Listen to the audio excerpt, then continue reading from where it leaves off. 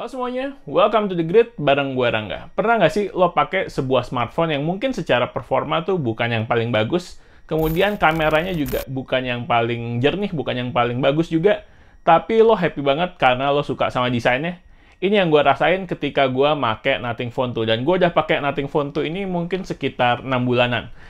Oke, gue akan ceritain gimana kira-kira experience gue pakai Nothing Phone 2 ini selama kurang lebih 6 bulan. Tapi sebelum lanjut, jangan lupa subscribe dulu ke channel The Grid, karena di channel ini kita bakal banyak ngomongin tentang gadget, desain, dan teknologi dalam kehidupan sehari-hari, serta insight-insight yang ada di dalamnya. Oke, lanjut kita bahas 6 bulan bersama Nothing Phone 2. Tandanya gue suka sama sebuah smartphone itu biasanya gue akan lama nge-reviewnya. Gue udah pakai Nothing Phone 2 ini sekitar 6 bulan dan kayaknya baru sekarang nih gue dapet, ya udah gue bikin lah videonya. Entah kenapa gue berapa kali kayak gitu, gue pakai beberapa barang yang gue pakai secara harian, daily, tapi malah keenakan gitu makainya, terlalu nyaman makainya, jadi kayak nanti aja lah bahasnya, karena apa ya, nggak tahu sih faktornya, tapi mostly barang-barang yang gue pakai banget, yang gue pakai secara daily tuh kayak gitu. Salah satunya adalah Nothing Phone 2 ini. Oke, pertama, kenapa gue tertarik dengan Nothing? Ketertarikan gue sama Nothing pertama jelas dari co-foundernya, KP, yang dulu sebenarnya adalah founder atau co-foundernya OnePlus juga. Sekarang dia keluar dari OnePlus dan kemudian bikin Nothing, bukan sebuah perusahaan smartphone, tapi Nothing teknologi, yang awalnya malah produk pertamanya adalah sebuah TWS, yaitu Nothing Ear One. Kemudian baru dilanjutkan sama produk-produk selanjutnya, Nothing Phone One, kemudian Nothing Ear 2, dan akhirnya Nothing Phone 2, dan sekarang yang paling baru keluar terakhir adalah Nothing Phone 2A. Gue suka KP ini karena menurut gue dia tuh punya vision dan punya selera yang bagus di desain. Jadi menurut gue pilihan desainnya tuh pasti akan, akan menarik lah. Dan kemudian juga dia suka nambahin gimmick-gimmick marketing yang menurut gue bisa dibilang cukup seru-seru lah. Macam-macam gimmick-gimmick marketingnya, dan mungkin bisa dibilang berhasil kali ya, terutama di luar Indonesia gitu. Karena di Indonesia belum ada, tapi di luar Indonesia kayaknya Nothing sebagai perusahaan baru jadinya udah termasuk cukup punya nama nih, karena punya desain yang cukup unik, kemudian juga marketing gimmicknya yang bikin orang penasaran. Oke, sekarang gue mau ngomongin desainnya. Desain mungkin bisa dibilang adalah alasan utama gue kenapa akhirnya gue memilih untuk memakai dan membeli Nothing Phone 2. Lihat sendiri nih, desain dari Nothing Phone 2. Gue bahkan bisa nih, cuman kayak bengong sambil ngeliatin bagian belakangnya Nothing Phone 2. Bolak-balik sambil ngeliatin depannya, balik lagi, lihat bagian belakangnya, gitu-gitu doang sebenarnya. Tapi menurut gue itu menyenangkan. So far mungkin selama ini gue udah make, bisa dibilang mungkin ratusan kali ya, ratusan smartphone, dan menurut gue mungkin ini masih jadi top number one desain terkeren smartphone yang pernah gue pakai. Appreciate banget gue sama tim desainnya Nothing yang bisa ngeluarin desain kayak gini. Refinement version dari Nothing Phone 1 yang emang udah keren, tapi dibikin lebih keren lagi.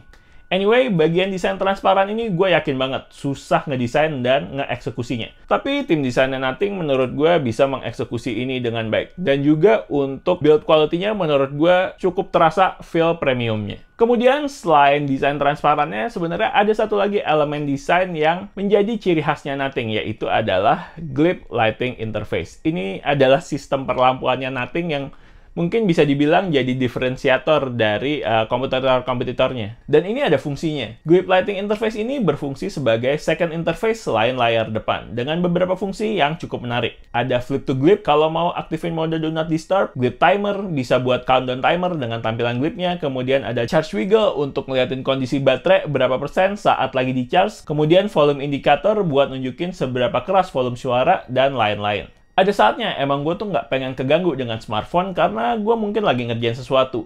Tapi gue masih bisa lihat beberapa notifikasi dengan Glip Interface ini tanpa perlu lihat layar utama. Jadi apakah fitur Glip Interface ini bisa dibilang gimmick? Menurut gue ini ya bisa lah dibilang gimmick. Tapi kalau gimmick kan biasanya ya mungkin nggak ada gunanya. Ini ada fungsinya, ini ada gunanya menurut gue, karena gue bisa memakai ini sebagai notifikasi ketika gue nggak mau ngelihat ke layar utama Nothing Phone ini. Jadi gue bisa cuman lihat smartphone-nya, gue balik bisa lihat glipnya aja untuk tahu ada notifikasi baru atau enggak. Kemudian kalau tadi udah ngomongin desain hardware, sekarang gue mau ngomongin desain software-nya. Ini adalah Nothing OS 2.5. Customisasi skin Android oleh Nothing yang bisa dibilang menjadi salah satu kekuatannya Nothing juga. Kenapa gue bilang kekuatan? Pertama, desainnya juga keren. Selain desain hardware, ternyata desain software ini juga dapat perhatian khusus dari Nothing. Dan ya, menurut gue, identitinya Nothing ini jadi terbentuk tuh karena kombinasi hal-hal tadi. Kombinasi desain hardware dan desain softwarenya. Ciri khas visual dari Nothing OS ini cukup kuat dengan font dot matrix dan 3 warna yang cukup dominan aja, yaitu hitam,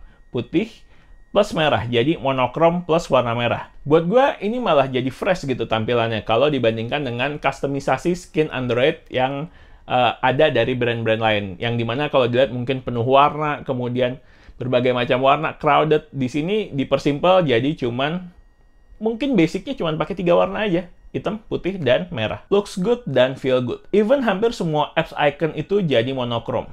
Dan untuk experience-nya juga agak beda nih dengan skin Android kebanyakan. Nothing punya koleksi widget-widget dan quick shortcuts atau quick settings bawaan yang cukup menarik. Kayak widget kompas dan widget music player yang bisa kita interaksi langsung dan bisa langsung kita akses dari home screen. Nggak perlu sampai masuk ke apps. Ini sedikit ngingetin gue sama cara kerjanya Windows Phone. Dan kemudian gue juga suka nih sama always on display-nya yang bisa kita taruh widget atau bisa kita taruh quick settings. Jadinya kalau mau nyalain, misalkan nyalain wifi, mau nyalain battery share, atau mau nyalain personal hotspot tuh bisa langsung dinyalain dari sini aja. Tuh.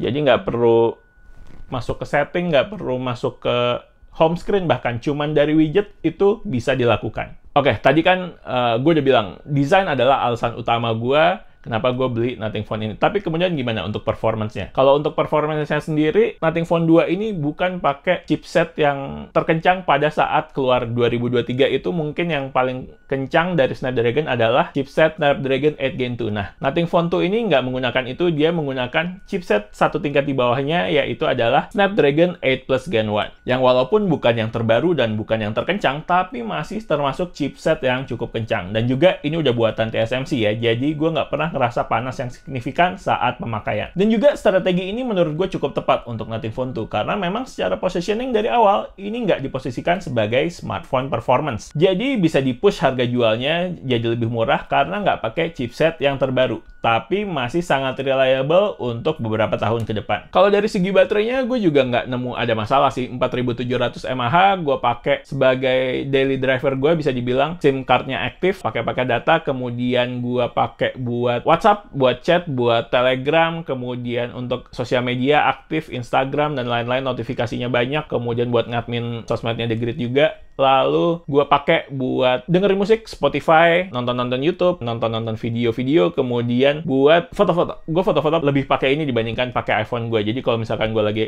ada acara, kemudian gue butuh foto-foto, gue jauh lebih pakai ini dibandingkan gue pakai iPhone. Dan mungkin baterainya bisa tahan hampir seharian lah. Jadi kalau malam gue pulang tuh ya udah sisa 20%, 15% gitu. Tapi ya untuk seharian sih masih cukup kuat banget. Paling komen gue ada satu di fitur yang namanya battery share. Gue nggak tahu kenapa di fitur battery share-nya ini sering gagal.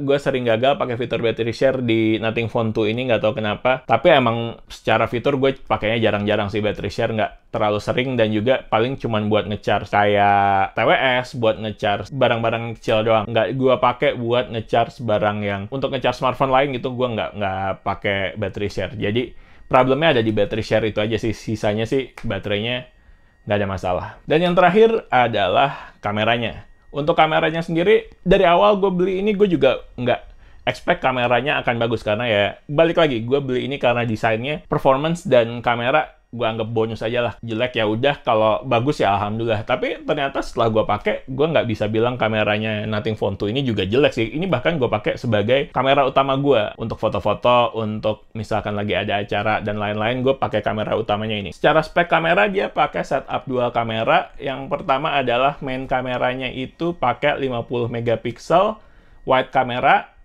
sensornya IMX890, kemudian untuk secondary kameranya itu dia pakai 50 megapiksel juga ultra wide lens. Ya udah, langsung dilihat aja hasil video dan foto dari Nothing Phone 2.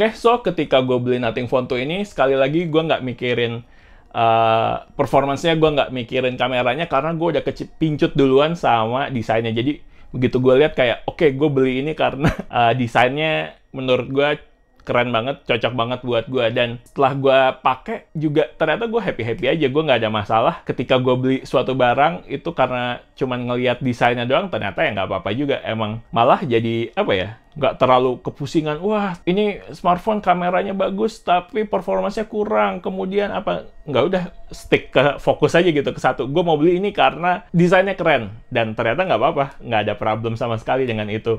Mungkin bisa juga tuh dilakukan kalau misalkan lagi bingung gitu ya beli suatu smartphone, wah pertimbangannya banyak. Coba aja cari satu fitur atau satu USP yang paling lo suka, kemudian lo stick aja satu sama itu, fokus sama satu hal itu. Gue mau beli ini karena desainnya bagus, ya udah. Ketika gue beli ternyata fine-fine aja, gue nyaman-nyaman aja dengan Nothing Phone 2 ini. Tapi di luar dari itu, emang Nothing Phone 2 ini secara desain kuat banget sih menurut gue. Desain software, desain hardware-nya itu jadi satu kesatuan gitu bisa dibilang. Kombinasi desain hardware dan software itu membuat identity-nya Nothing itu menjadi kuat. Kombinasi back transparent design, glip lighting, sama softwarenya Nothing OS.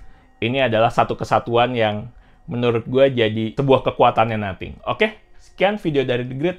Like videonya kalau emang suka, subscribe ke channel The Grid, dan follow Instagram kita juga di thegridco.id. Oke, The Grid sign out. Bye.